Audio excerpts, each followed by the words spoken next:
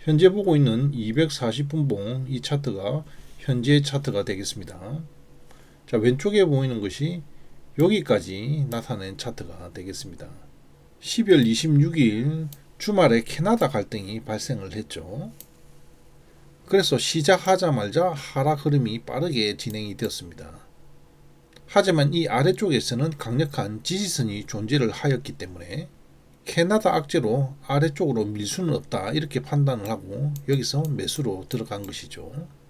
그리고 2구역 상단 저항이 시작되는 부분까지 끌고 와서 여기서 청산할 수가 있었습니다. 앞에서 하락을 하던 흐름이 변곡이 발생을 하면서 상승으로 전환이 되었습니다.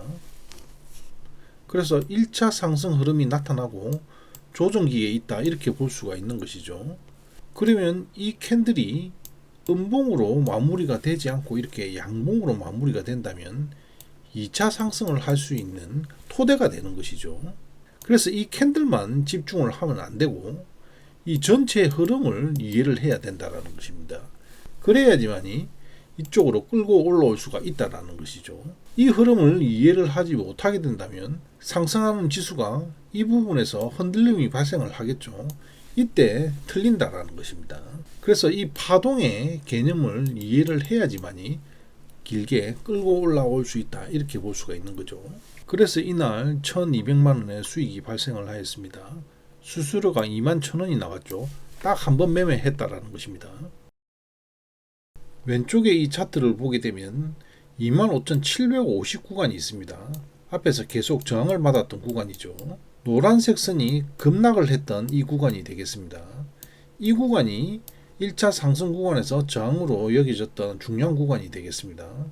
앞에서 한번 위쪽으로 돌파하려는 시도가 있었지만 위쪽으로 상당한 매물대가 존재를 하기 때문에 매물 소화 과정으로 윗꼬리만 발생을 하고 이렇게 하락 흐름이 있었죠. 1차 상승 구간에 매수로 탄 사람들을 한번 털어내고 완전한 돌파 흐름을 만들어냅니다. 2차 상승을 알리는 기준봉 캔들이라고 할 수가 있겠죠.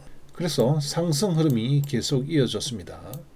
국내 증시에서 하이닉스 삼성전자가 계속해서 상승 흐름을 이어갔습니다. 그렇기 때문에 풀이장에서 미증시 반도체에 영향을 입히면서 계속해서 상승 흐름을 만들어내었죠. 그래서 2구역 상단 이 부분을 풀이장에서 이제 돌파하는 흐름이 나타나게 됩니다. 그리고 또 다른 하나의 변수가 발생을 했었죠. 환율 변화가 발생을 했는데요. 미 재무부에서 환율에 개입을 하면서 엔화가 절상이 되어 버렸습니다. 엔화 가치가 상승을 하면서 달러가 약달러로 변해버렸죠.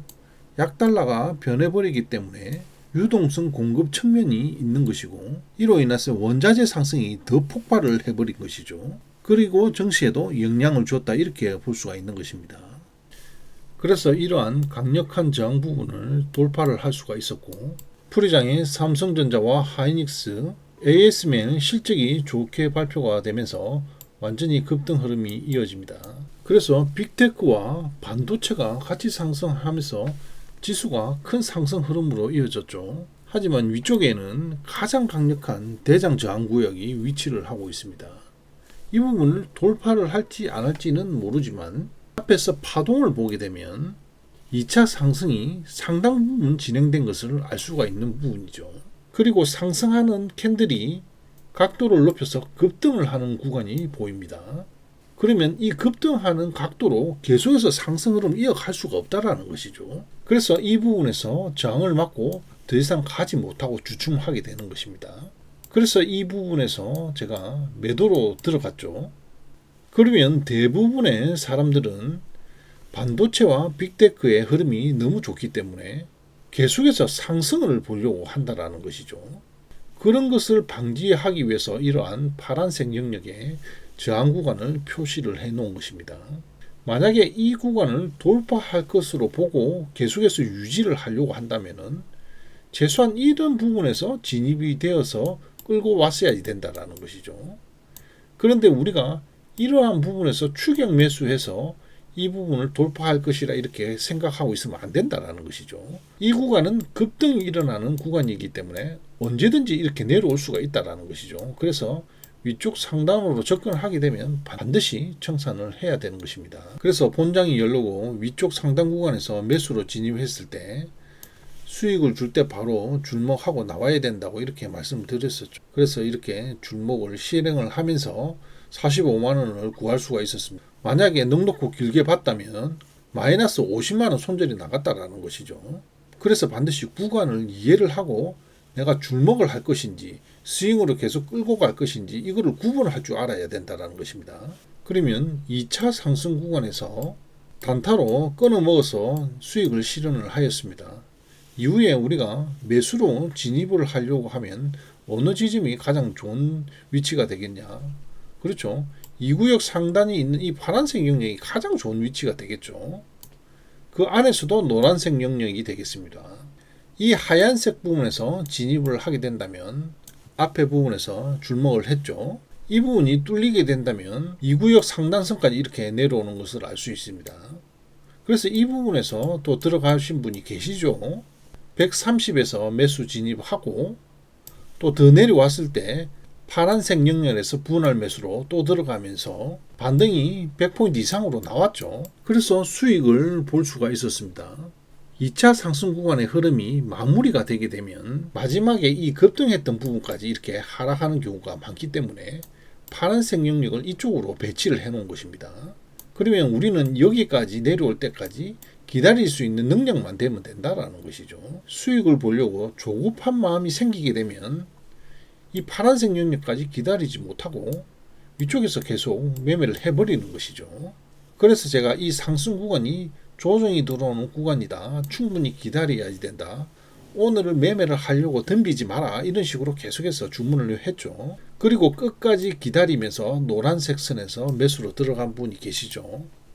그래서 130만 원의 수익이 발생했죠. 끝까지 기다리면서 실적 발표가 나고 급락 흐름이 나타났을 때 이 파란색 영역의 가장 핵심 구역인 이 노란색 지역에서 매수가 들어가면서 큰 반등이 일어났고 수익 청산을 하면서 130만 원의 수익이 발생을 하였습니다. 현재 캔들이 이 구역 상단에 이렇게 도착을 하였습니다. 실시간으로 보게 되면 이 부분에서 또 반등이 일어나는 것을 볼 수가 있죠. 그래서 우리가 힘들게 생각할 필요가 없다라는 것입니다.